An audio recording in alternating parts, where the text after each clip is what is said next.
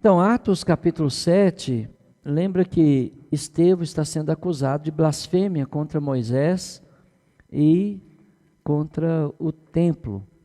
Então, capítulo 7, ele vai apresentar a sua defesa, né? Então, Atos capítulo 7, ele vai relatar a história de Israel em um capítulo da Bíblia. Ele fez muito bem o resumo dele, né? Então, a primeira coisa que ele vai abordar é o chamado de Deus a Abraão. Mas diante da tensão, né, que ele estava sofrendo ali, o Estevão manteve a calma, ele manteve a tranquilidade. E isso é possível se estivermos cheios do Espírito Santo. Você vê às vezes irmãos discutindo Bíblia irritadiço. Só prova que são carnais, né? Se vocês, se você está conversando sobre a palavra de Deus com alguém, você está irritado, nervoso, agressivo, é só sinônimo da sua carnalidade, né? Da sua pecaminosidade. Então, o Estevão manteve uma expressão de anjo, né? Assim, de serenidade, de tranquilidade, e aí, então ele vai fazer um resumo da história de Israel, Atos capítulo 7. Então lhe perguntou o sumo sacerdote: porventura é isto assim? Né? Porque eles tinham contratado mercenários, né? Para dar falso testemunho contra Estevão. Aí o sumo sacerdote questiona: é isto assim? Aí Estevão então toma a palavra. Olha a educação do Estevão diante de uma oposição,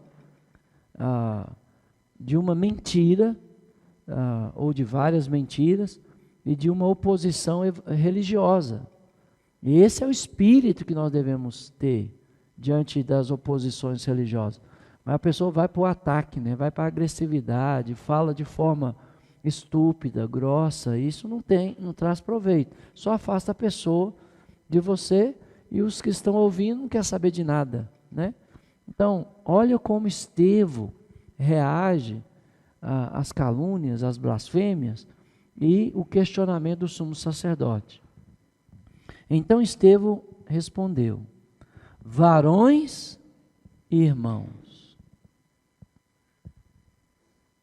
Já destrói, né, a abordagem aí dos irmãos, né, quando vai falar com grupos evangélicos, né, eles já tratam a pessoa como inimigo, né? Esses caras aqui, olha, eram adversários da cruz de Cristo, mas como que Estevão aborda? Varões e irmãos, com respeito, e ele aprendeu isso com Jesus, e pais, ouvi, né? Então ele trata a sua audiência com muito respeito. Se falta isso em nós, irmão, é falta do Espírito Santo nas nossas vidas. É o eu fazendo, né? E não o Espírito Santo fazendo através de mim. E então ele começa a falar da vida do Abraão, né? E ele diz assim, ó: o Deus da glória apareceu a Abraão, nosso pai, quando estava na Mesopotâmia, antes de habitar em Harã. Ele disse: sai da tua terra e da tua parentela, e vem para uma terra que eu te mostrarei. Então saiu da terra dos caldeus e foi habitar em Harã. E dali, com a morte de seu pai, Deus o trouxe para esta terra em que vós agora habitais. Nela não lhe deu herança, nem sequer o espaço de um pé, mas prometeu dar-lhe a posse dela, e depois dele a sua descendência, não tendo ele filho. E falou Deus que a sua descendência seria peregrina em terra estrangeira, onde seriam escravizados e maltratados por 400 anos. Eu disse, Deus, julgarei a nação da qual foram escravos, e depois disso sairão daí e me servirão neste lugar. Ou seja, ele começa a sua defesa falando do chamado de Deus a Abraão. Deus chamou nosso pai Abraão da terra dos caldeus, né? E ele para lá em Harã, onde o pai dele falece. Depois da morte do pai, ele é chamado pela segunda vez por Deus e vai a Canaã. E na terra de Canaã, ele tomou posse? Não. Ele poderia ter montado barracas, mas ele montou santuários. Mais tarde você vai ver que o Ló, ele monta barracas. Então você vê uma distinção muito grande entre Abraão e o seu sobrinho, porque o Abraão está focando as coisas da alma, do espírito, por isso que ele não herdou nem um pé daquela terra, mas ele vai estabelecendo altares de adoração ao Senhor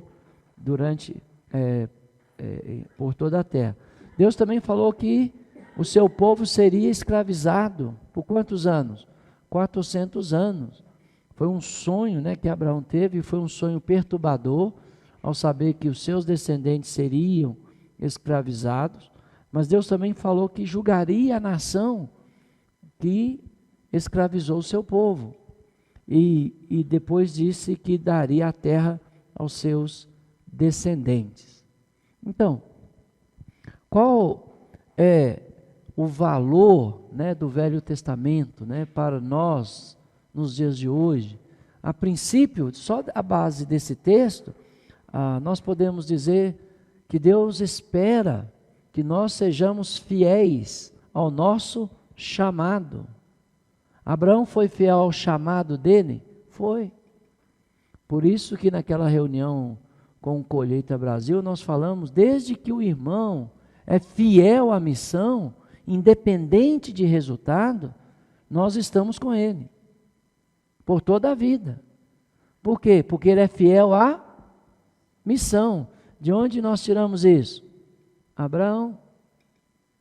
Abraão foi fiel à missão que Deus o confiou. Ele não estabeleceu uma casa para ele, nem uma casa. Morava em barracas, porque ele esperava algo eterno, né? Permanente, duradouro. Ele tinha sua pátria no céu, né? Não na terra. Então, irmãos, quanto mais nós temos coisas nesta terra, mais nós nos apegamos a ela. Quanto menos coisa nós temos, menos apegados nós somos. Quanto mais nós nos apegamos às coisas espirituais, mais ligado ao céu e às regiões celestiais nós estamos. Então, a coisa básica que para vivermos debaixo desse sol é o quê? Roupa, alimento, um teto para nos abrigar da chuva, do frio, certo? Básico, é isso. Algo para nos locomover, é isso. Passou disso, irmão, vai ser uma armadilha contra você, contra mim, para focarmos neste mundo. E aí, nos próximos versos, ele vai falar de Isaac, o filho da promessa, e a circuncisão como símbolo de pertencer ao povo de Deus, né? Vamos lá, verso 8. Então lhe deu a aliança da circuncisão.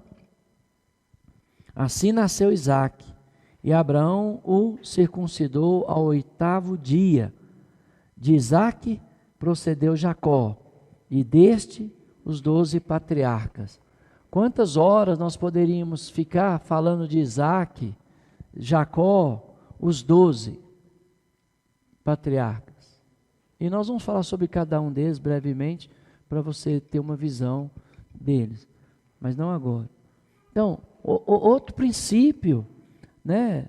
Quando Deus deu a Abraão a circuncisão, ele foi obediente, ele cumpriu a palavra de Deus, ele cumpriu a vontade de Deus. Eu vejo aí os pais, né, com já moços e moças de 12, 13 anos, que já têm conhecimento do bem e do mal, resistindo em batizá-los. Rapaz, com o 8º dia, Isaac foi circuncidado, por obediência a Deus. Tem pais dizendo, não, vou esperar meu filho crescer, porque ele experimenta de tudo, depois ele batiza. Ah, é? Será que Deus vai aceitá-lo depois que ele experimentar tudo? E a minha irmã está falando, né? A irmã Gisele. Até um jovem, se ele tem essa mentalidade, vou aproveitar a vida depois, né? Será que Deus vai aceitar? Então, você gasta toda a sua vida, né? Depois, no final da vida, você entrega o resto para Deus. Será que Deus vai aceitar? Né? Ele pode, mas fica a pergunta, não é melhor você entregar a sua vida agora e seguir com Ele até a velhice? Muito melhor, né? Então, você vê que Isaac e Jacó, eles cumpriram, né, a ordem de Deus de se circuncidar. E nós somos chamados, né, a sermos batizados e batizar nossos filhos o mais rápido possível. Qual seria a idade? Não tem idade. Se ele sabe discernir entre o bem e o mal, já está na hora. Se ele sabe o que é certo e o que é errado, está na hora. Por quê? Porque já sabe discernir entre o bem e o mal. E ele deve escolher o bem, né? Fazendo assim a vontade de Deus. E aí então ele entra na história de José, ó. Os patriarcas invejosos. Qual era a força espiritual do mal que estava atuando nos patriarcas? Inveja. Era o diabão lá na cacunda lá dos patriarcas? Não. Era algo que estava dentro do coração deles. A inveja já estava lá. E eles então venderam José para o Egito. Mas Deus estava com ele. Então Deus estava com José. Mas não esquece que o fato de Deus estar conosco não nos blinda das adversidades, das provações, das tribulações dessa vida. Porque José, quando ele vai para o Egito, os seus irmãos mais tarde falam, né? Nós vimos a sua angústia e nada fizemos. Então José vai para o Egito angustiado. É um tipo de Cristo, né? Cristo não ficou angustiado até a morte lá no Getsêmani. José, sendo vendido pelos seus irmãos, tomou-se de uma grande angústia. Chegando lá no Egito, ele foi vendido para o Potifar, e ele foi trabalhar na casa do Potifar, e provavelmente ele teve que trabalhar a mágoa do seu coração. Quando ele limpava os ladrilhos lá, né? Ele podia ver a imagem, né, dos seus irmãos, e ele devia odiar. Ele era humano. Então, por isso que ele vai ter que ser disciplinado pelo Senhor para ser a segunda maior autoridade do Egito. Mas ele não estava pronto. Ele era mimado pelo pai, né? Ele era um jovem mimado. E por causa da atitude do pai em relação a ele, que gerou a inveja. Tá, então tem a inveja dos irmãos, mas quem que provocou a inveja?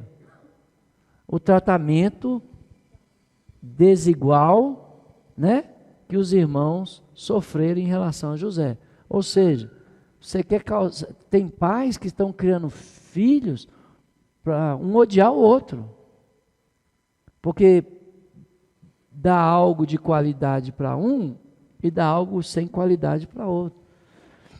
Você pode até gostar mais de um, que é mais próximo de você, está mais perto, te ouve, te dá carinho. Mas se você vai dar algo para um, você tem que dar o mesmo para o outro. Porque não pode ver esse tratamento desigual. Por quê? Porque ele vai se levantar contra o outro.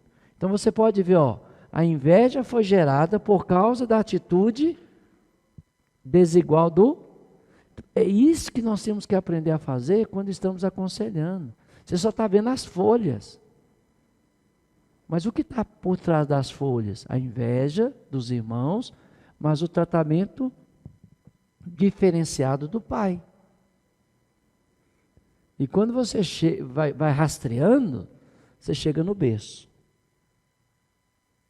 Aí você vem lá do berço corrigindo tudo. Aí a árvore frutifica. Mas aí às vezes a pessoa só vê a inveja, né, que é demonstrada, e também a atitude do José, que não foi nada boa no princípio, né, com seus irmãos. Aí chegando lá no Egito, ele é caluniado, né, pela esposa do Potifar, e vai para a prisão. Como é que Deus está comigo? Eu estou como escravo aqui, né? Agora estou na prisão. Mas a Bíblia diz que Deus estava com ele. Nós vamos aprender a ver Deus na dor. Nós vamos aprender a ver Deus quando somos jogados na cova dos leões. Nós vamos aprender a ver Deus quando nós somos lançados na fogueira, né? Deus está comigo, não depende das circunstâncias, não depende da situação. Deus sempre está comigo, Ele prometeu. Aí venderam ele para o Egito, mas Deus estava com ele e livrou de todas as suas aflições. Então José teve um tempo de aflição no Egito, mas Deus o livrou, concedendo-lhe também graça e sabedoria perante Faraó. Então, desde da venda dele até o Faraó, levou quantos anos? Foi o tempo da aflição dele. Então foi um tempo de aflição. Então talvez você esteja vivendo um tempo de aflição. Não esqueça que Deus está com você. Está vendo? Porque depois Ele te coloca diante de reis, diante de príncipes. Ele faz isso. Ele tem feito isso. Mas você tem um tempo de aflição. E nesse tempo de aflição você não pode esquecer que Deus está com você. Porque se você esquecer, você tenta o Senhor murmurando. E quando você tenta o Senhor murmurando, você é rejeitado. Simples assim. Então, no seu tempo de aflição, faça o que é certo, reconheça a sua aflição diante de Deus, suas limitações diante de Deus, peça ajuda ao Senhor e faça o que é certo. E aí, Deus, livrando ele do tempo da aflição dele, o colocou como governador daquela nação e de toda a casa real. Sobreveio, porém, fome em todo o Egito e em Canaã. Houve grande tribulação, né? E nossos pais não achavam mantimentos. Então, na terra da promessa que manava leite e mel, agora só produz poeira. É fácil ficar numa terra que mana leite e mel. E quando ela produz poeira, nós deveríamos ficar também. Todas as vezes que o povo de Deus saiu de Israel, porque em vez de mel e leite tinha poeira, deram problema. O primeiro, nosso pai Abraão, quando ele chega na terra da promessa, não tinha uva, como Deus tinha dito, uma terra fértil, não tinha. Ele chegou lá, o chão era mais duro do que essa cerâmica aqui, ó. O que ele faz? Ele foge para o Egito. E lá você sabe o que aconteceu, né? Quase que o eterno propósito de Deus vai por água abaixo. Porque ele coloca a esposa dele no palácio lá do faraó, e se não fosse a intervenção divina, ela teria se contaminado, Jesus não teria nascido. Isso é teologia do Velho Testamento, né? Em vez de contar só historinha, né, para as crianças. Então, olha bem, toda vez que eles vão ao Egito dá problema. Toda vez, nenhuma vez vai dar certo. Então, olha o que tem lá. Ó. Tem aflição, né? Que José foi livrado. Tem fome no Egito. E tem grande tribulação na terra dos nossos pais, que era Canaã. Mas tendo ouvido Jacó que no Egito havia trigo, enviou pela primeira vez os nossos pais. Na segunda vez, José se fez reconhecer por seus irmãos e se tornou conhecido de Faraó a família de José. Então José mandou chamar a Jacó, seu pai, e toda a sua parentela, isto é, 75 pessoas. Então olha bem, o José agora como autoridade, mas assim, debaixo apenas do rei, ele não poderia ter subido à terra de seus pais? Ele não podia ter levado mantimento para seus pais? Ele não podia montar lá uma carruagem com um exército para visitar seus pais e tratar o problema com seus irmãos? Não, mas ele não fez. Está vendo? Ele devia ter feito. Se você tem alguma coisa contra teu irmão, vá reconciliar com ele. Então, por que José não fez? Porque José ainda estava lutando com seus sentimentos de mágoa, de angústia, de decepção. Ele estava lutando com isso. Tanto é que quando os seus irmãos chegam no Egito, ele paga com a mesma moeda. Lembra que José foi jogado numa fossa? Onde ele lançou seus irmãos? Na prisão. Ele tem a mesma atitude dos irmãos. José não era bonzinho.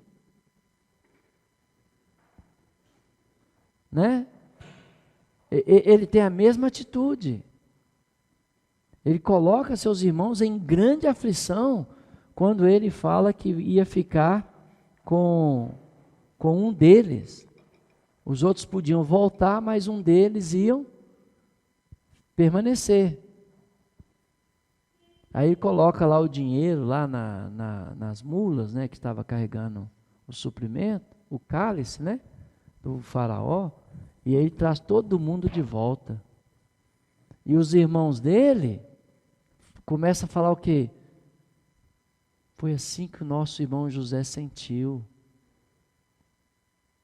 Então, para você tratar o problema de uma pessoa, você tem que recontar a história dela. Isso é aconselhamento. Como que foi a violência sexual que você sofreu pelo seu pai? O que aconteceu? E a pessoa fala os detalhes. O que aconteceu? Porque se a pessoa não põe para fora, vai ficar sempre uma palavrinha lá, eu não falei isso, eu não falei aquilo, eu ocultei aquilo, ou seja, mas quando ela revela tudo, é o caminho da cura, é o caminho do tratamento. Então, num certo sentido, quem está trabalhando com quem aqui?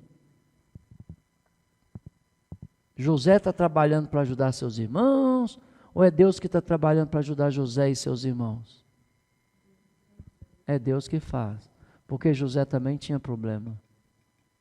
Então Deus está tratando José, Deus está tratando os irmãos de José, com toda essa situação, usando a maldade deles mesmos para o bem deles. Usou a inveja dos irmãos para o bem da nação de Israel. E usou a amargura de José para levar seus irmãos a refletir naquilo que eles tinham feito ou praticado. Então, você começa a ver as histórias, fazendo mais sentido para a gente e nos dando também uma direção quando nós estamos tratando com as pessoas. Pare de olhar para as folhas das árvores, desce até a raiz. E quando você chegar lá na raiz, você vai entender o problema, e aí você vai subindo de galho em galho, até podar aquelas galhas mortas para que a árvore frutifique, para servir de sombra e proteção para muitas pessoas, tá bom? Não adianta ficar na superfície, temos que ir na raiz do problema. Então você vê que José, apesar da sua angústia, apesar da sua dor, ele permanece fiel a Deus. Ele não nega a sua dor, ele não nega a sua angústia, mas ele teme ao Senhor e ele fica fiel a Deus, né? Lembra que o povo ficou quantos anos lá na escravidão? Aqui falou 400, em outros lugares fala 430, talvez os 30 primeiros anos foi quando os 75 desceram, José era famoso, conhecido. Eles tinham que ter ido ao Egito, né? Buscasse suprimento e voltasse para a terra da promessa. O Egito não é a terra da promessa, mas estava bom demais, né? Os alhos do Egito, as cebolas do Egito, né? A região do delta, uma região fértil para o gado. Aí os caras ficaram lá. Deus sabia que eles iam ficar no lugar errado, na hora errada. Então por isso que Deus falou, eles vão ser escravizados. Mas se eles tivessem chegado lá, esses 75, e visto o faraó, visto José, buscasse provisão para o seu povo e voltasse, a escravidão jamais teria acontecido. Por que aconteceu a escravidão? Porque se interteram, né, com a facilidade que o Egito dava a ele. Porque muitas vezes nós sofremos situações ou deixamos de prosseguir na fé porque nós estamos intertidos com alguma coisa, no lugar errado, com pessoas erradas. Não era para eles ter ficado lá, lá não era a terra da promessa, mas eles ficaram. Era só para ir lá ver José, que Deus te honrou, o Jacó abençoasse os filhos de José e voltasse. Mas estava bom demais, né? O Egito. Aí eles ficaram. E aí a coisa vai azedar para o lado deles, né? Aí então, diz, Jacó desceu ao Egito e ali morreu, e ele também nossos pais, e foram transportados para Siquém, postos no sepulcro que Abraão ali comprara a dinheiro dos filhos de Amon. Como, porém, se aproximasse o tempo da promessa que Deus jurou a Abraão, o povo cresceu e se multiplicou no Egito, até que se levantou ali outro rei que não conhecia José. Este outro rei tratou com astúcia a nossa raça, torturou os nossos pais, a ponto de forçá-los a enjeitar seus filhos para que não sobrevivesse. Por esse tempo nasceu Moisés, que era formoso aos olhos de Deus. Por 3 meses foi ele mantido na casa de seu pai. Quando foi exposto, a filha de Faraó o recolheu e criou como seu próprio filho. Então, olha bem, o povo permaneceu numa terra que não era deles por causa da facilidade que eles tinham naquela terra. Só que todo mundo morre um dia, né? A morte não deve ser algo que nos assusta, porque todo mundo morre um dia. Daqui 100 anos, não acho que ninguém vai, talvez aquele menininho vai estar aqui, mas duvido, 104 anos já foi também. Então, morreu aquela turma, morreu o faraó que conhecia José e levantou um outro rei que não conhecia. E o que ele faz? É o diabo que está agindo aqui ou a astúcia do rei? A astúcia do rei. E não só a astúcia, né? Ele tortura a violência aí, ó. E além de torturar, ele força os pais matarem os seus próprios filhos. Naquelas figuras, né, do Egito Antigo, você vê criança sendo jogada no rio, aquilo foi verídico, viu? E foi verídico, né? Então, eles lembra das parteiras que o rei mandou elas matar as crianças hebreias? Lembra? Lembra que ela mente para o faraó lá? E Deus imputou o pecado nela?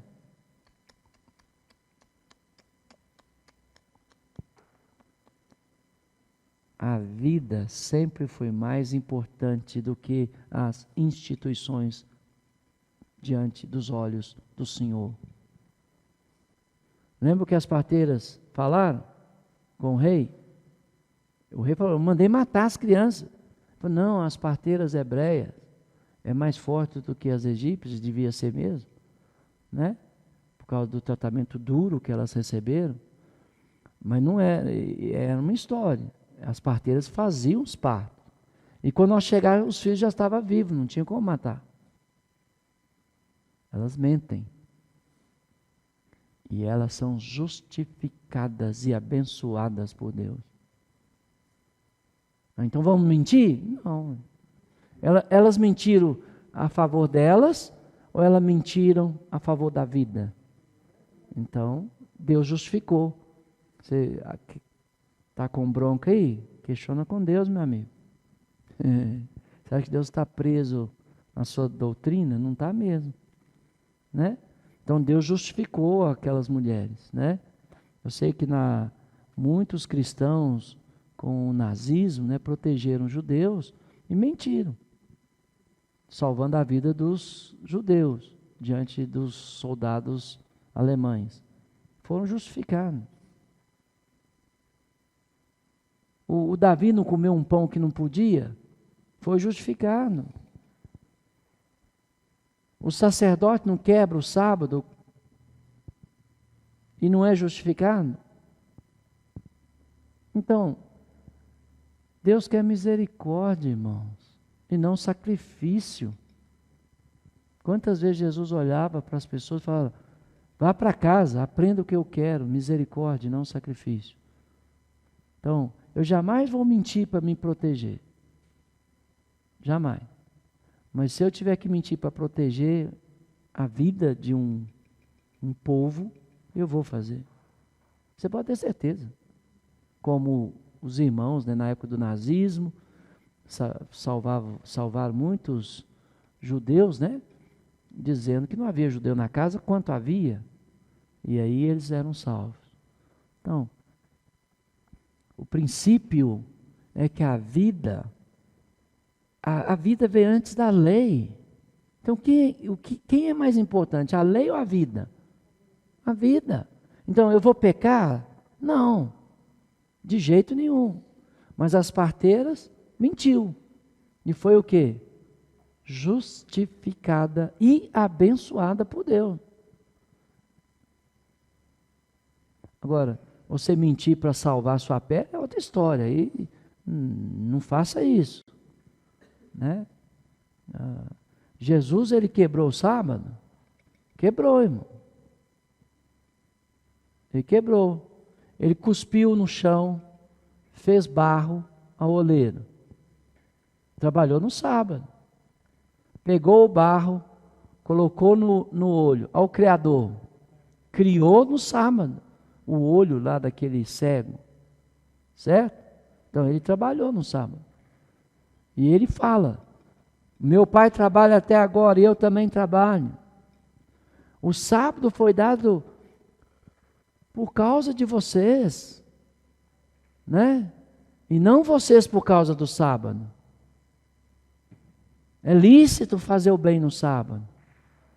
O que não pode é vocês usar o sábado para fins pessoais, como comprar e vender, negociar e desprezar o meu sábado. Mas se uma ovelha cai no barranco, lá no buraco, vocês podem tirá-la. Não tiraria eu um filho de Abraão que está caído?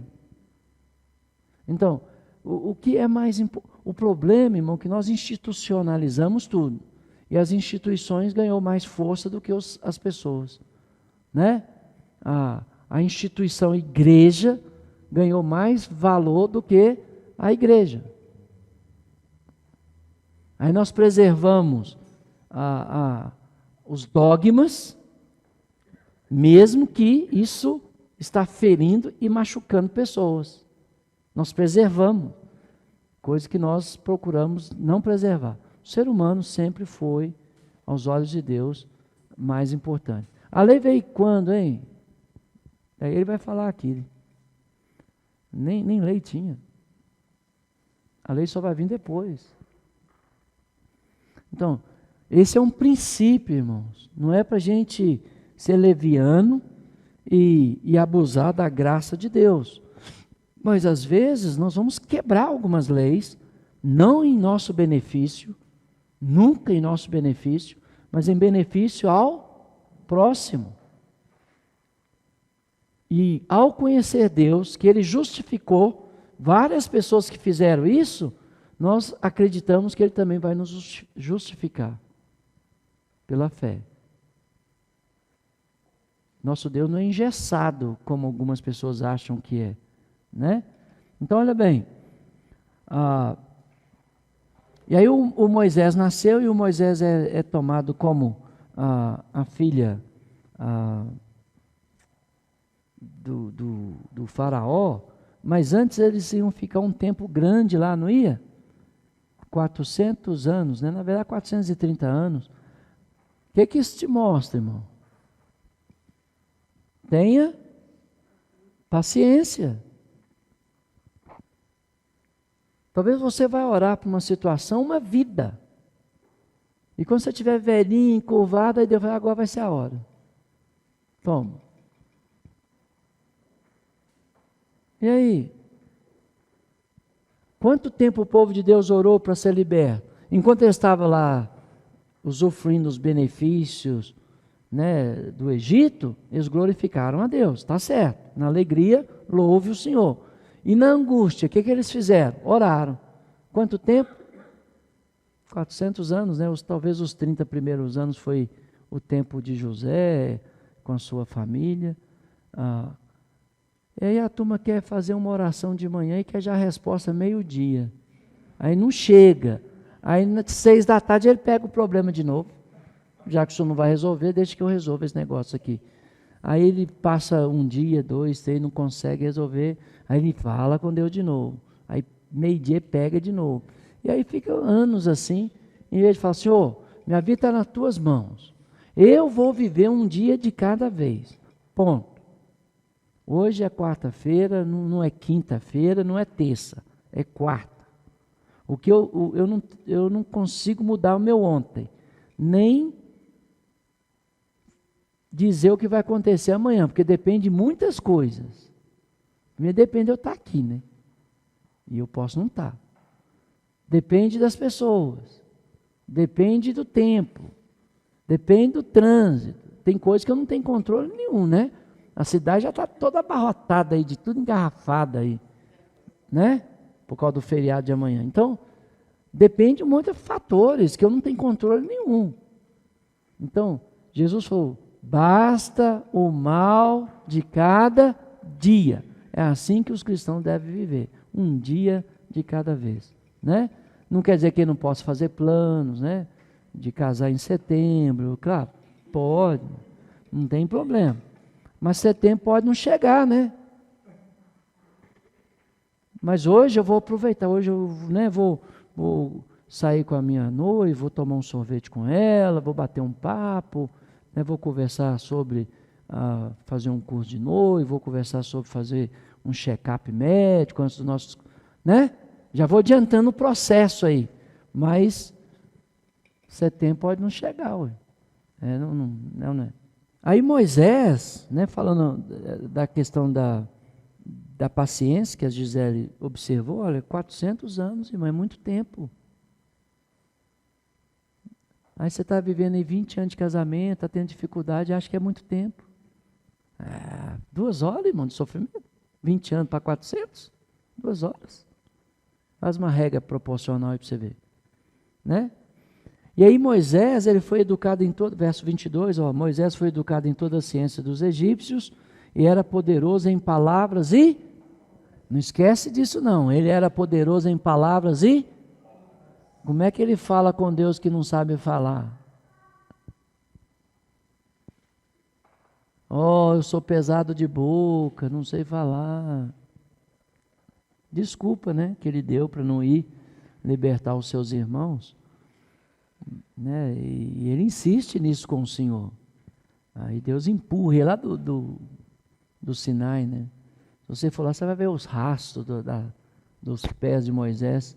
Eles falam que existe um rastro, que Deus empurrou Moisés, e quando Moisés chega lá no vale, Deus apresenta para matá-lo. Mas peraí, isso não comissionou ele? Agora vai matar? Vou. Ele não circuncidou o filho dele. Aí o Moisés, quando completou 40 anos, olha o tempo, irmão, 40 anos. Veio-lhe a ideia de visitar seus irmãos, os filhos de Israel.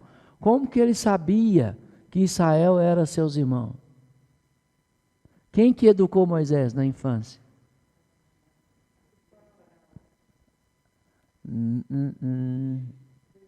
Hã? Não. A mãe dele. Jesus fala para a gente ser serpente, a gente fica sendo passarinho o tempo todo? A gente fica sendo pombo o tempo todo? Olha a inteligência da irmã de Moisés junto com a mãe dele. Eu tenho observado que a filha do faraó, a princesa, ela toma banho lá no rio. O que a gente faz? A gente faz um cesto, calafeta, põe um menino e solta. E eu vou ficar vigiando. Quando ela pegar o menino, ela não vai matar. Então, eu aproximo dela, falo que é um menino dos hebreus. E você, mãe, fica pertinho. Que eu vou falar que eu vou chamar uma ama de leite. É uma estratégia. Está tudo isso na Bíblia, a gente fica aí sendo cordeirinho aí, todo mundo pisando na gente. Não, irmão, a gente tem que ser leão, né? Rosnar um cadinho. Aí chama a mãe dele, e quem que cuida? A própria mãe.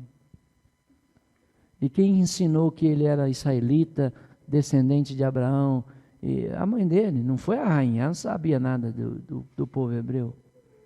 Aí quando ele ganha uma certa idade, sim, aí ele vai para o palácio, vai estudar na faculdade lá do Egito, toda a ciência e arte do Egito, ele vai aprender a língua e assim por diante.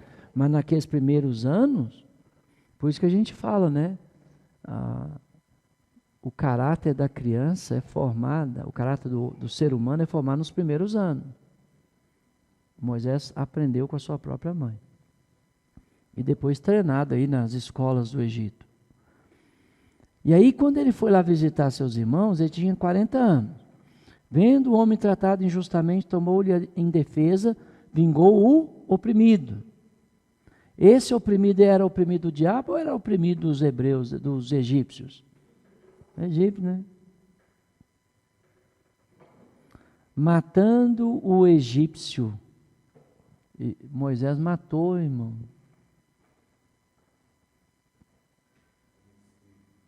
Cometeu um assassinato ou matou?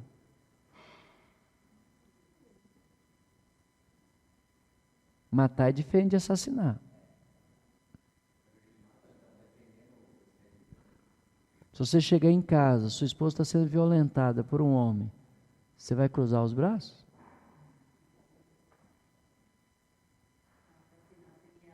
Assassinar é diferente.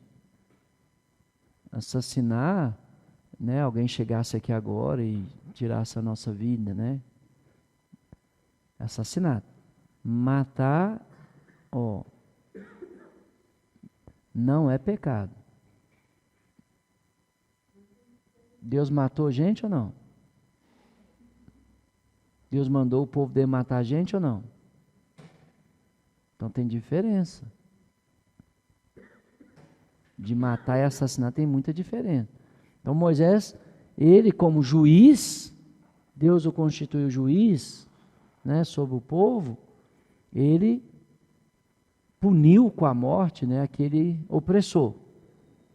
Então, ele não assassinou, ele puniu com a morte o opressor. Como qualquer autoridade, né, constituída por Deus, tinha o poder de punir com a morte os que praticam o mal.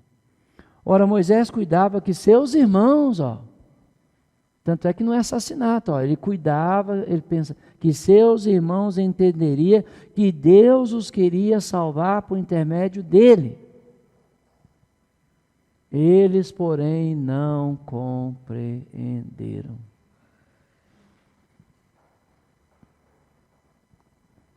Moisés tinha o entendimento que Deus, por meio dele, ia salvar o seu povo. Mas o povo de Israel entendeu? Não. No dia seguinte, aproximou-se de uns que brigavam e procurou conduzi-los a... Num dia ele mata, no outro dia ele está trazendo o quê? Não é o papel do juiz? Punir e reconciliar? Moisés está exercendo um papel aqui de juiz, porque no entendimento dele, ele entendia que Deus ia salvar o seu povo por meio dele. Então ele julga como Deus e ele reconcilia como Deus. Mais tarde ele vai até ser colocado como Deus sobre o seu irmão Arão, pelo próprio Deus.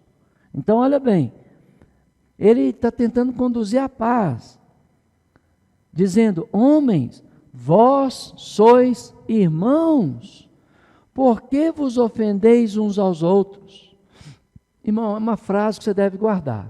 Quando a Gisele estiver rosnando para a Isabela, aí você fala assim: vocês são irmãs.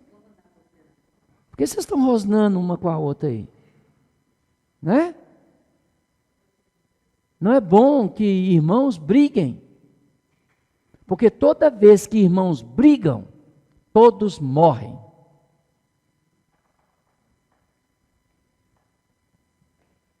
É porque ainda vocês não conhecem os profetas. Porque está lá nos profetas. Está lá nos profetas. Toda vez que irmãos brigam, morrem. Está lá nos profetas. E Moisés sabia disso. Vocês são irmãos. Por que vocês estão brigando? E ele estava tentando reconciliá-los à paz, que é o nosso objetivo. Mas o que agrediu o próximo, o rejeitou.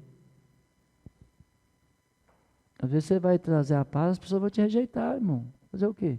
O que está atuando?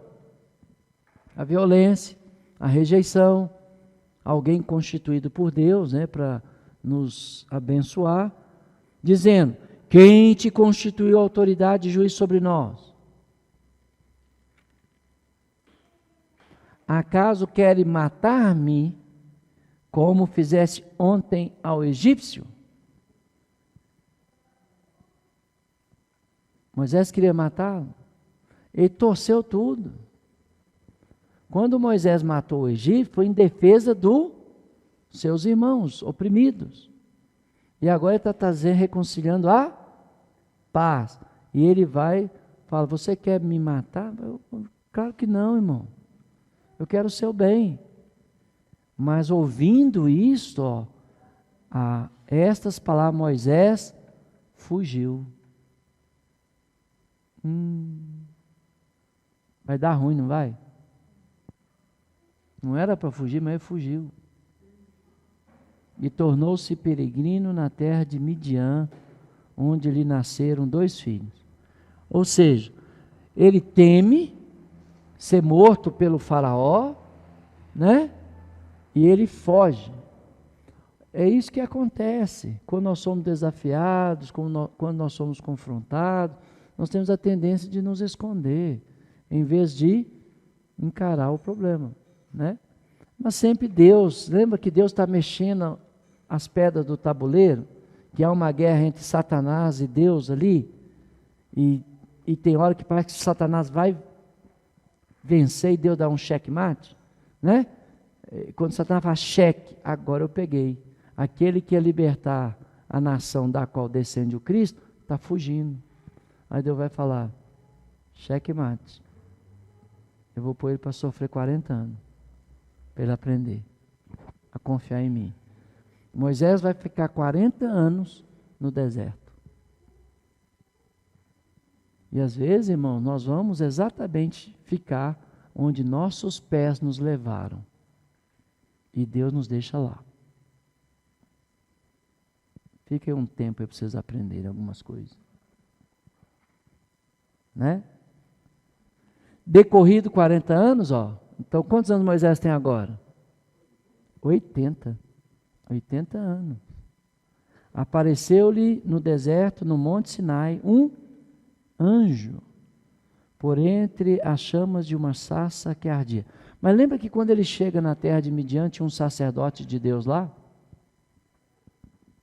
Jetro, sacerdote do Altíssimo, né? E ele tinha umas filhas bonitas lá, não tinha? E aí chegou um homem lá, Moisés, lindão, né? Só no trapo, porque cruzou o deserto, chegou lá só na capa.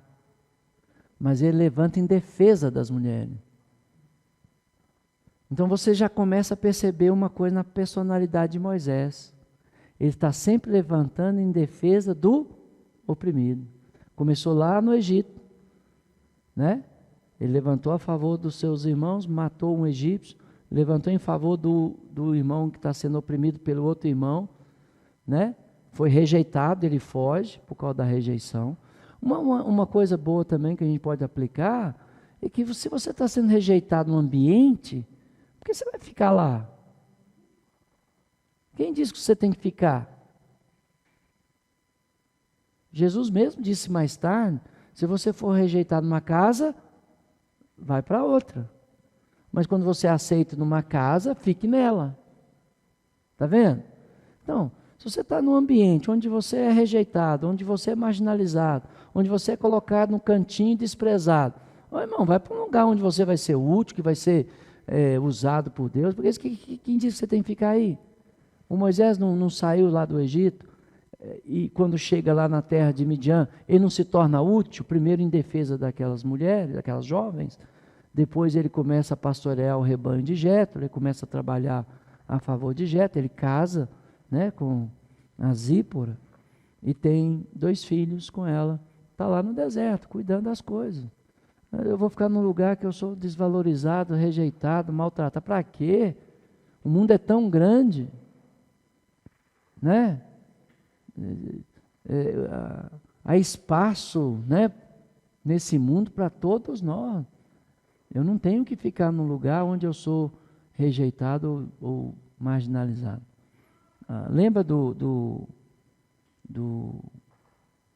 Jacó, que ele foi mandado embora, ele vai fura uma cisterna, foi o Isaac ou o Jacó que furou uma cisterna, aí os caras vieram e Jacó, né, tomaram dele, ou encheu de pedra, depois ele furou outro, aí tomou de novo, ele furou.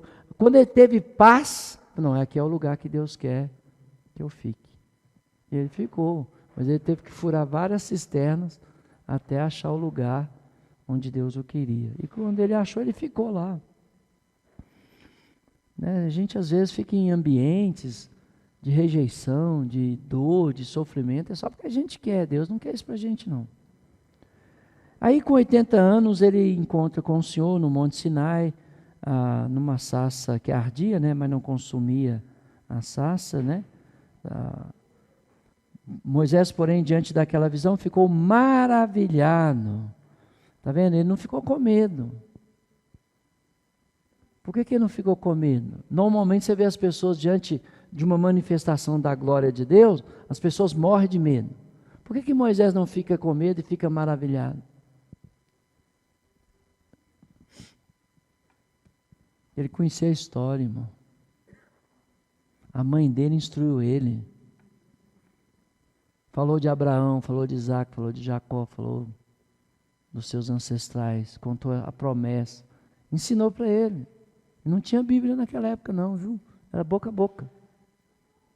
Tinha que abrir Bíblia não, era boca a boca. Falando. Então ele sabia. Então quando ele vê a glória de Deus, em vez de temer, né? Ele se encanta com a manifestação de Deus ali a princípio, né? E aproximando para observar, ouviu-se uma voz do Senhor. Aí Deus se revela a ele, ó. Eu sou o Deus de teus pais, o Deus de Abraão, de Isaac e de Jacó. Agora Moisés tem medo.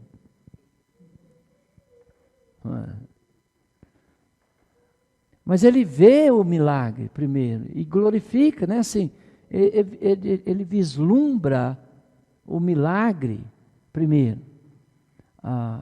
E aí quando Deus fala, ele teme. Porque tem conta para acertar com Deus. Ele tem dívida para acertar. E uma das dívidas era a incircuncisão dos seus filhos. Ele sabia. Por isso que Deus vai se apresentar daqui a pouco para matar ele. Aí ele teme.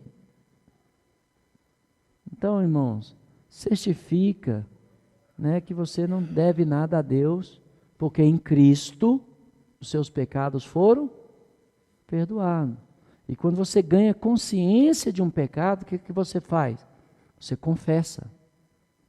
Você o deixa. Porque aí você está seguindo Jesus. Seguindo Jesus, você está em paz com Deus. Quando Deus vier na sua glória, você não vai sair da sua presença envergonhado, porque você está seguindo as instruções do Senhor. Então, aí o Moisés temeu, e aí ele agora nem ousava contemplar, porque está diante do Senhor. E aí o Senhor fala o seguinte, dá uma ordem, tira a sandália dos pés, porque o lugar em que estás é terra santa. Aí você acha que ele fez o quê? É para já. Vou morrer agora, se eu não... tirou na hora, né? Aí ele vai e fala, no verso 34, né? A gente aprende muita coisa aí, né, com o Moisés, só nesse trechinho, que ele sempre luta em favor do oprimido. É uma característica que deveria ser presente na vida da igreja. Lutar a favor do oprimido. Você está lá no seu setor de trabalho, tem um chefe lá oprimindo alguém, você levanta e defende o oprimido. Aí se eu perder meu emprego, perdi. Vou sofrer por causa da justiça, glória a Deus. Vou ter que comer mingau de couve talvez por 1 ano, 2, 3, azar. Glória a Deus. Porque eu sofri por causa da justiça. E não é fácil viver assim não, irmãos, porque você arrisca a sua vida. Um dia eu estava vindo, não sei se era de um estudo bíblico, ou se eu fui levar alguém em casa, e quando eu estava voltando, né, depois de provavelmente teve um estudo antes, eu devo ter ido levar alguém, quando eu estava voltando, tinha um homem espancando uma mulher. E o povo lá, fazendo aquela rodinha, ninguém fazendo nada. Eu parei meu carro. E a região é de tráfego. Podia ter morrido naquele dia. Mas eu fui lá conversar com o moço. Falei, olha, não faz isso não, cara. Você vai matar essa mulher aí, ó. Você vai desgraçar a sua vida e a dela. Ele partiu para cima de mim.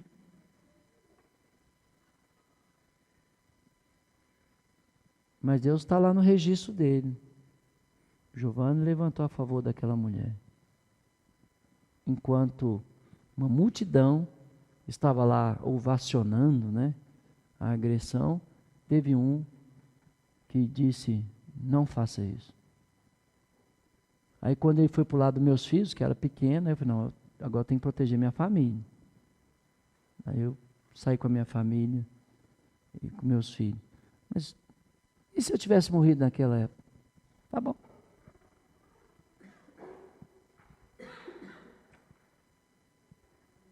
Meu irmão, não adianta a gente saber a Bíblia se a gente não vai praticar, viu? Não adianta nada.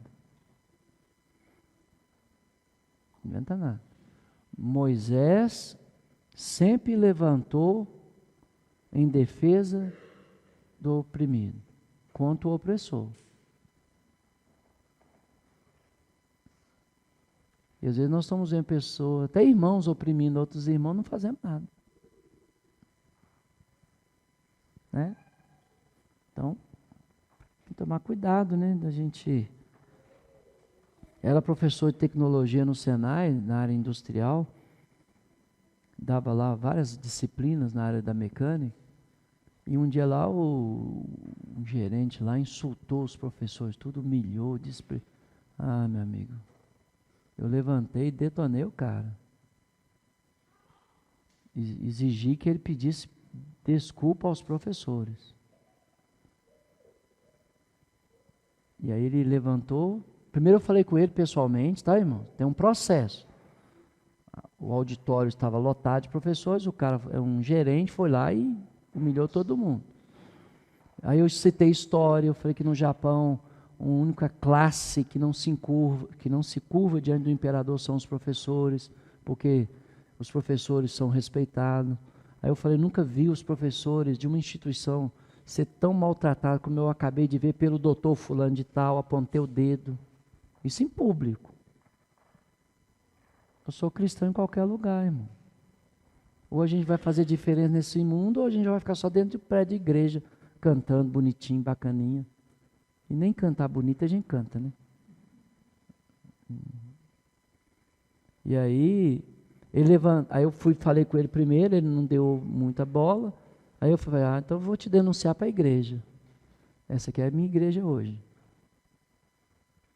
Aí eu falei, o fulano aí, desonrou os professores, desrespeitou, ele veio aí para dizer que ele veio aqui para encorajar a turma, mas eu avalio mensagem de pessoas e sei quando a pessoa está promovendo ou destruindo.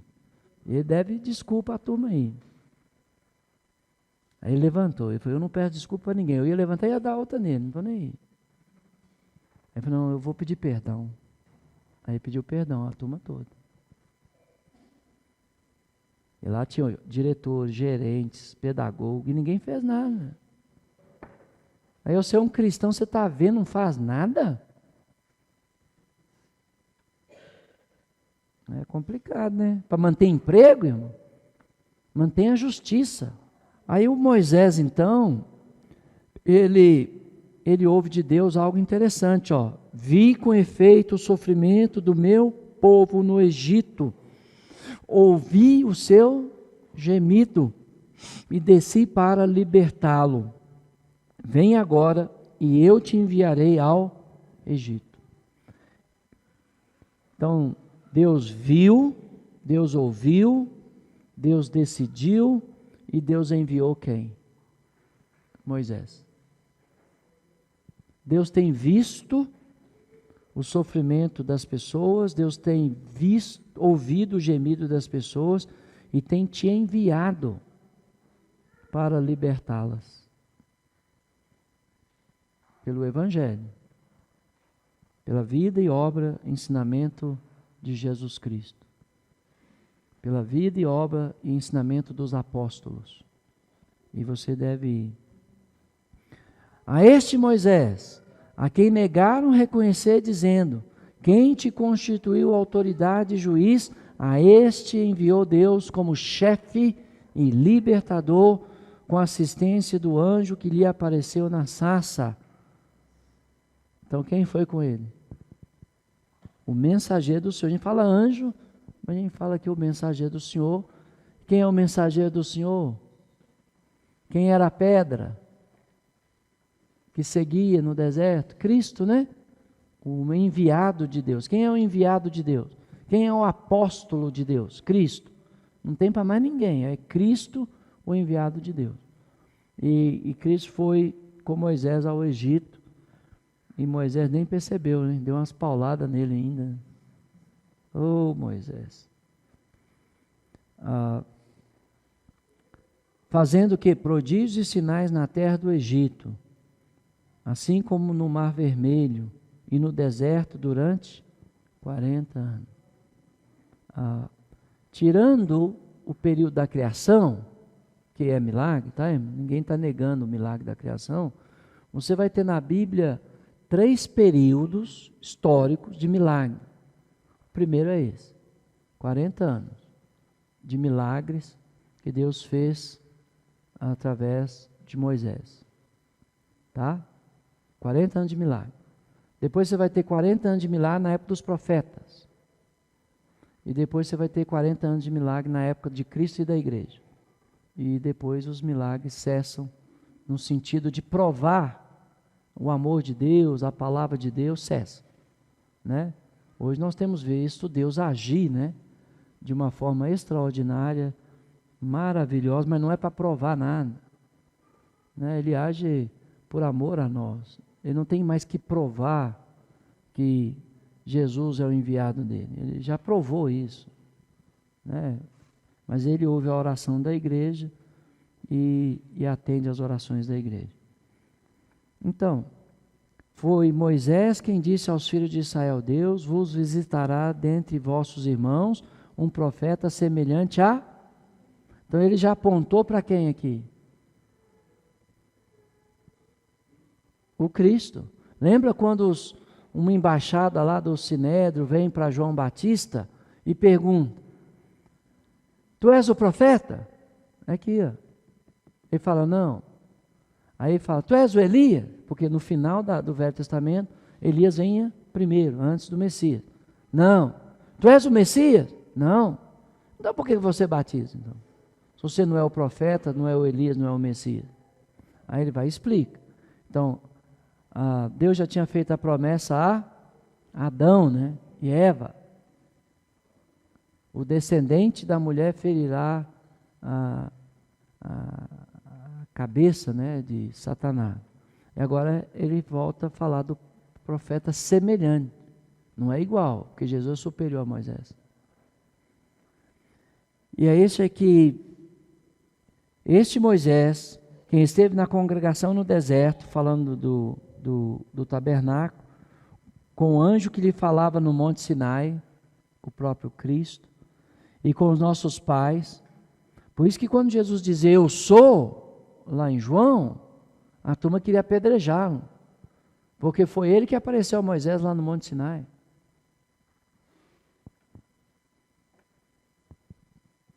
O que o anjo lá no Monte Sinai falou? Quando o anjo, eu estou falando mensageiro, estou falando do ser criado não, o mensageiro do Senhor.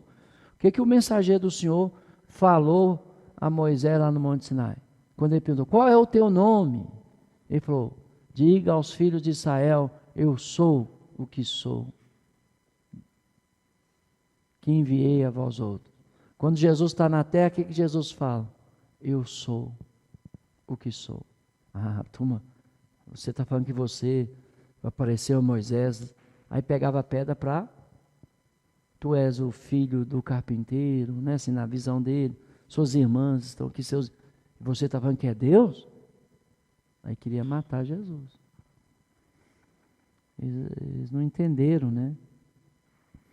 Então, Moisés, que esteve na congregação no deserto, com o anjo que lhe fala no Monte Sinai, com os nossos pais, o que recebeu a palavra vivas para vos transmitir, né? A quem nossos pais não quiseram obedecer, antes rejeitaram Moisés. Ele foi rejeitado no início, foi rejeitado no meio, vai ser rejeitado no final. Voltaram para o Egito. Como que eles voltaram para o Egito? Eles voltaram fisicamente? Não. Eles voltaram espiritualmente, né? No coração eles voltaram para o Egito. Isso aí, a tradução mais fiel, né? No seu íntimo, voltaram para o Egito. Né? Tradução muito boa essa aí.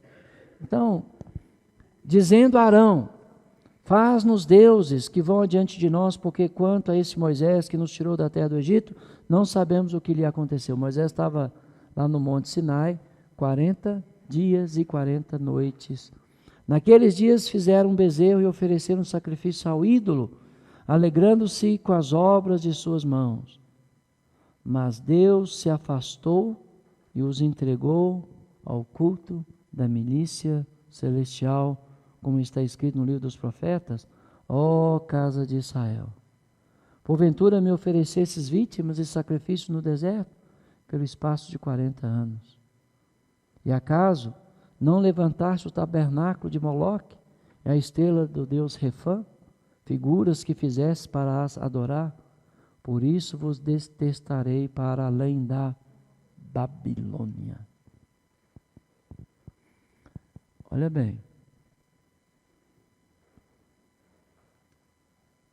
quando eles estão no deserto, na espera de Moisés, em vez deles fazerem o que os apóstolos mais tarde fizeram, na espera do Espírito, ficaram juntos em oração, os apóstolos, junto com os 120, assim, a soma dava 120.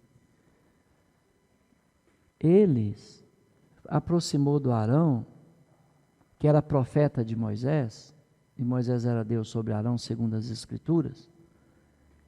Fala, fala-nos Deus, que vai diante de nós, porque esse Moisés a gente não sabe o que aconteceu com ele.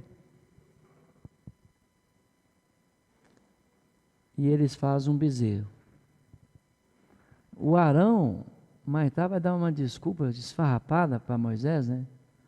O Arão tinha que entender de metalurgia, de fazer formas com areia e argila para fundir o metal. Ele vai falar que ele jogou as joias no fogo e saiu um bezerro. Peraí, o Arão, conta essa para outro. Você teve que fazer um bezerro, você teve que fazer de molde, depois você teve que fundir as joias, depois você teve que dar um brilho nele, passar um cal para ficar bem brilhoso. E você foi o que jogou. Como é que você joga um trem no fogo e nasce um bezerro? Mas é o que as pessoas falam, né? As pessoas falam coisas que não são verdades, né? Em vez de tratar de assuntos. Aí aí Deus faz uma pergunta. E não vai ser a primeira vez que vai perguntar, né? Acaso me oferecesses culto no deserto? Né? Mas antes, o que Deus fez? Afastou. O que Deus fez? Os entregou. São as passagens que eu mais temo na Bíblia, irmão. Deus afastar de mim e me entregar a mentira, para que eu seja enganado por eu não amar a verdade. Isso tanto no Velho Testamento quanto no Novo está registrado.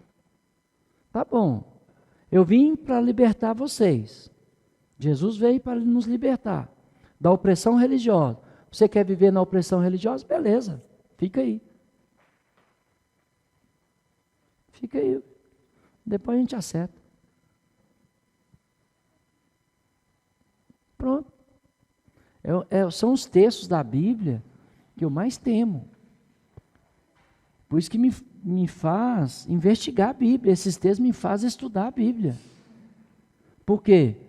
Porque se eu estudar, eu não vou ficar enganado. Por exemplo, na época de Jeremias, quando Jeremias está dizendo, Deus vai nos mandar para a Babilônia, o que o povo falava? Você é traidor. Né? Um antipatriota, né? Você é pós-Babilônia, contra Israel. Você não acha que Jeremias pegou esse texto e esfregou na cara deles, não? Com certeza. Deus já tinha dito, através de Moisés, que por causa da idolatria do povo, ele ia mandá-los para a Babilônia. Deus já tinha falado. E quando Jeremias fica pós-Babilônia, assim, a favor da Babilônia, porque Deus mandou o povo se render e se entregar à Babilônia, ele foi considerado como traidor, por pessoas que não conheciam as Escrituras. Porque se eles tivessem conhecido as Escrituras, eles tinham voltado para esse texto e falado, Jeremias tem razão. Deus já tinha dito. Deus já tinha falado. Né? Eu tenho feito questão de mostrar para os irmãos aqui, forças espirituais do mal atuando nas pessoas, né?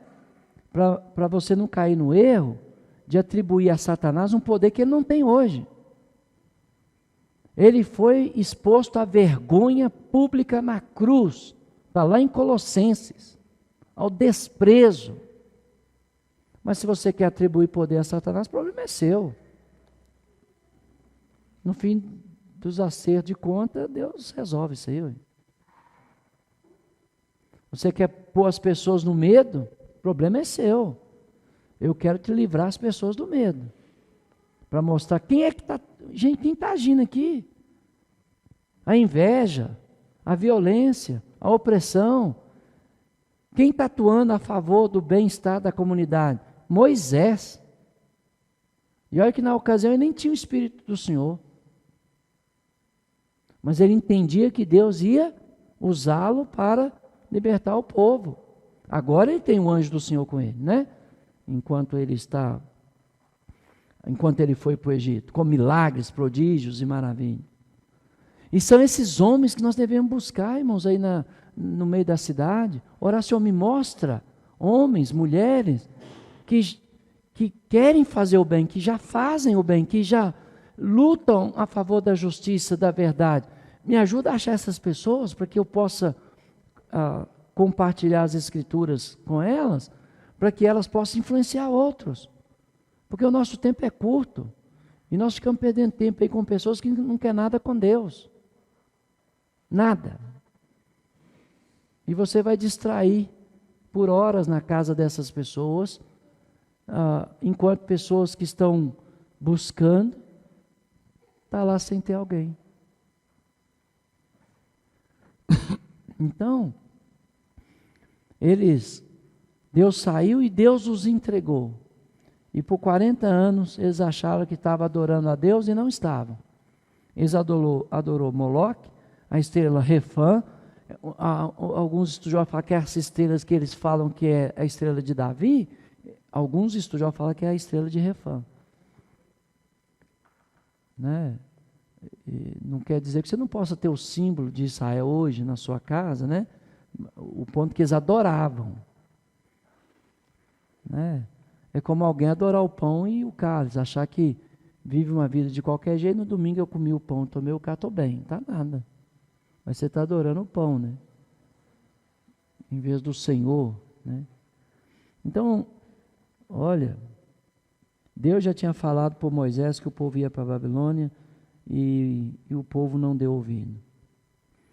Aí falou do tabernáculo, verso 44. O tabernáculo do testemunho estava entre nossos pais no deserto, como determinara naquele dia, aquele que disse a Moisés, que fizesse segundo o modelo que tinha visto, o qual também nossos pais, com Josué, já passou o tabernáculo. O tabernáculo representa a presença de Deus, o cuidado de Deus, né? Ao mesmo tempo que Deus é santo, por isso que o tabernáculo era fora de Israel. Um Deus santo não pode andar com um povo pecador, mas também um povo pecador não pode andar com Deus santo, por isso que o tabernáculo ficou fora do acampamento israelita, para que o povo entendesse que eles tinham que santificar-se para entrar na presença de Deus, né? E aí veio Josué, no tempo da terra, da promessa, o qual também nossos pais com Josué, tendo recebido, o levaram, quando tomaram posse das nações que Deus expulsou da presença dele até os dias de Davi. Então, um grande tempo da história passou. Este achou graça diante de Deus e lhe suplicou a faculdade de prover morada para o Deus de Jacó. Mas foi Salomão quem lhe edificou a casa. Por que não foi Davi? Porque ele tinha sangue nas suas mãos. Qual era o sangue que estava nas mãos de Davi? De Urias. Não era o sangue dos inimigos do povo de Deus. Era o sangue de Urias, de um inocente. Estava nas mãos de Davi. E Deus rejeitou. Né? Porque aí foi assassinato. Ele assassinou. Quando ele ia para as guerras do Senhor e matava o inimigo, ele matava. Né? É diferente. Aqui foi um assassinato. Está certinho. E aí foi Salomão, né? Entretanto, não habita o Altíssimo em casa feita por mãos humanas, como diz o profeta. Ele cita o profeta aqui, os céus é o meu trono. Então, a igreja do primeiro século usava o Velho Testamento para provar suas argumentações. A igreja do século XXI parece que rasgou o Velho Testamento da Bíblia e acha que o Velho Testamento caducou. Não dá, né? Não dá. O Velho Testamento continua sendo a palavra de Deus. Aquilo que Deus nos libertou foi do jugo da lei. Mas os profetas, a própria lei e os salmos, aponta para quem? Jesus. E os grandes oradores do Novo Testamento sempre usou os profetas para provar sua argumentação. Ele está citando aqui o profeta, e ele diz, olha, os céus, ele está citando aqui Isaías, os céus é o meu trono, e a terra é o estrado dos meus pés. Que casa me edificareis, diz o Senhor? Ou qual é o lugar do meu repouso? Não foi porventura a minha mão que fez todas essas coisas? Então, mas Deus tinha feito uma promessa a Davi e a seu filho Salomão, que ele moraria em Jerusalém, e que ele moraria naquela casa. Ele se reduziria, né? Ele assumiria uma glória menor para estar ali naquela casa, desde que eles fossem fiéis, mas que ele os deixaria. E no livro do profeta Ezequiel, a Babilônia está cercando, Deus sai do templo. Você vê Deus indo embora. Porque o exército babilônico jamais poderia destruir o templo do Senhor com a presença do Senhor no templo. Então Deus sai. Lá no profeta Ezequiel, Deus sai do templo, e aí os babilônios vêm e destroem tudo. A glória do Senhor sai.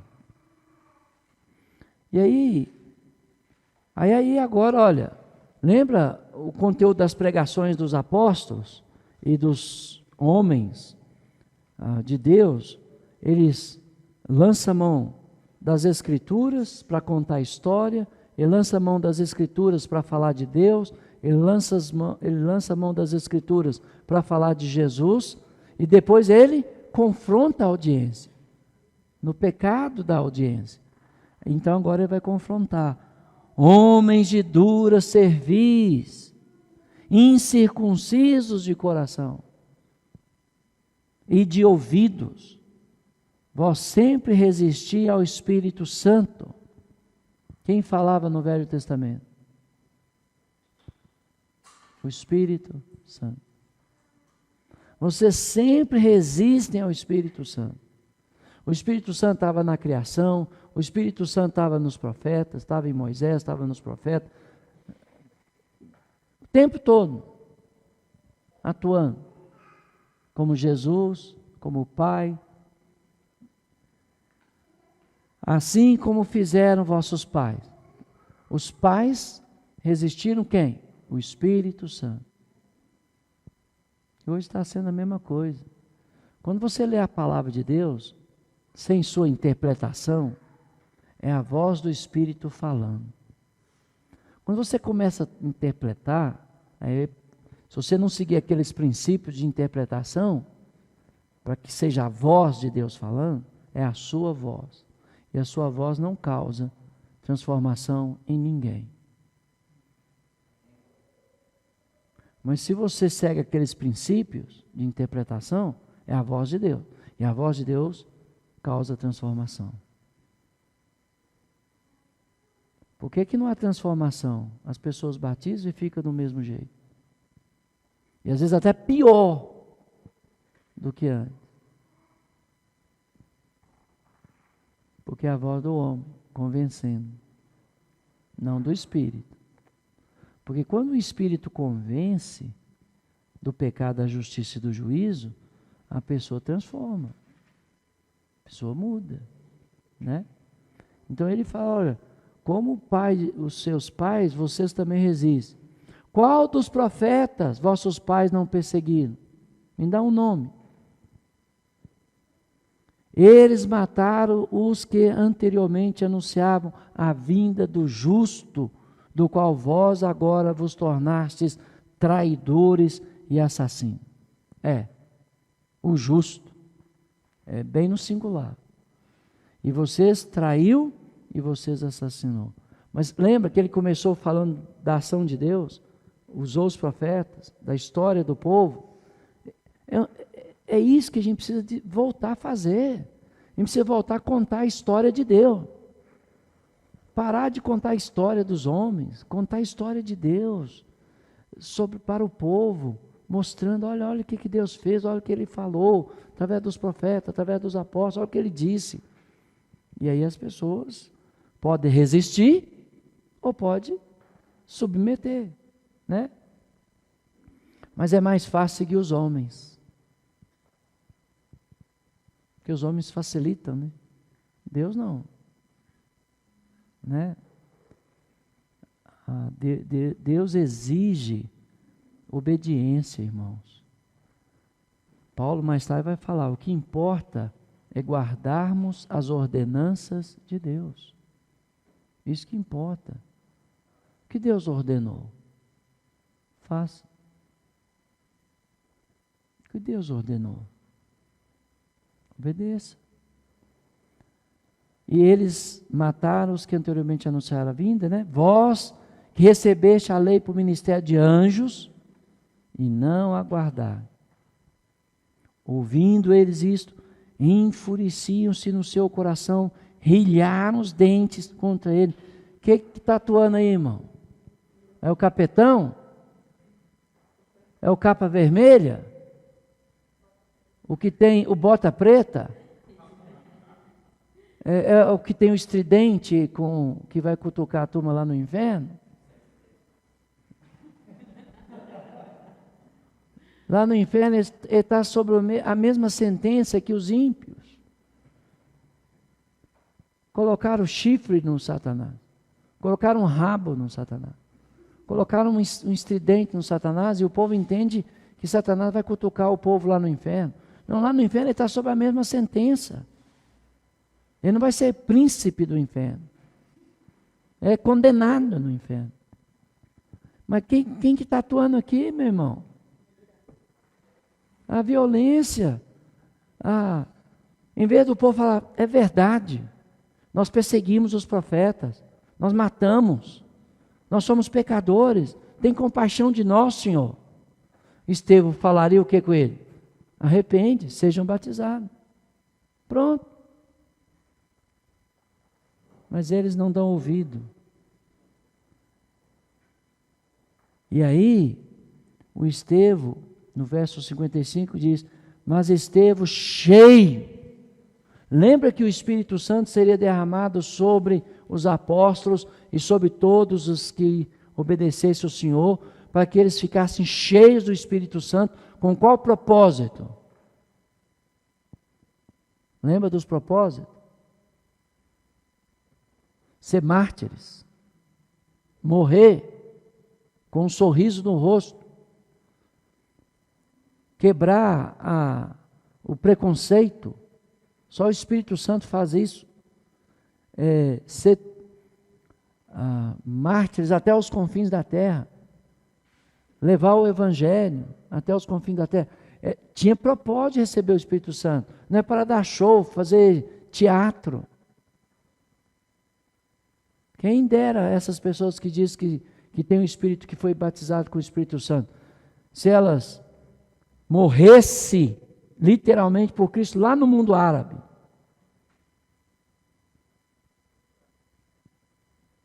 Não vai ficar na igreja e falar umas palavras que ninguém entende nada. Para. Aqui Estevão está cheio do Espírito Santo. Porque ele está cheio do Espírito Santo, ele age como Jesus Cristo diante da morte. Olha o que ele fala. Eis que vejo os céus abertos e o Filho do Homem, um título divino lá de Daniel, que aplica a Jesus, Filho do Homem, que Daniel viu, o ancião de dias e o Filho do Homem, lá no texto do profeta Daniel. Ele disse, eis que vejo o Filho de Homem em pé à sua destra. A turma lembrou de Daniel, Moisés era conhecedor das Escrituras. Eles, porém, clamando em alta voz, taparam os ouvidos e unânimes arremeteram contra ele, lançando-o fora da cidade. Lançando fora, que é a palavra ekbalo. Fora, balo, lançar fora, jogar fora, jogando, lançando. Então, Você acha que eles lançaram com educação? Pegou e lançou fora o Estevão. E o apedrejaram.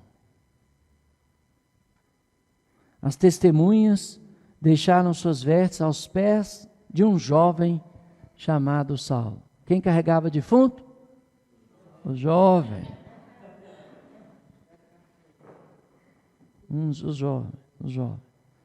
Então, Estevão invocava o Senhor. Senhor Jesus, receba o meu espírito. Então, ajoelhando-se, clamou em alta voz: Senhor, não impute este pecado. Com estas palavras, adormeceu, e Saulo consentia na sua morte.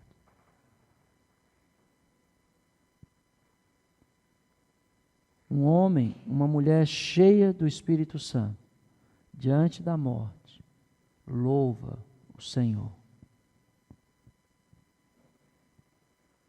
Diante da morte, se está sofrendo, a agressão e por isso está morrendo, como nossos irmãos no norte da África, como nossos irmãos da Ucrânia, que estão sendo mortos. Em vez deles proferir palavras de blasfêmia contra o Putin, eles estão orando: Senhor, tenha compaixão deste homem. Aí pega a gente, porque a gente fala, mas Jesus, é Jesus. E o Estevão? É Estevão. E a Gisele? É Gisele. Pronto. Mas cheios do Espírito Santo, todos têm a mesma atitude diante da morte, diante da perseguição. Nós precisamos nos encher do Espírito, irmão.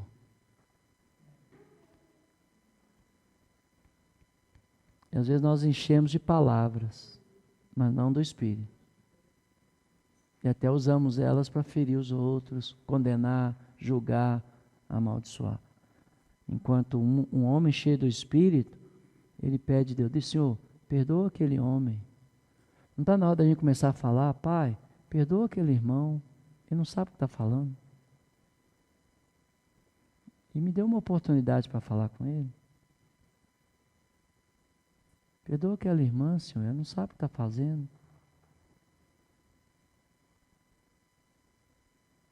Está vendo, irmão? Homens de paz, mulheres de paz, que nós temos que nos tornar e buscar para pregar o Evangelho.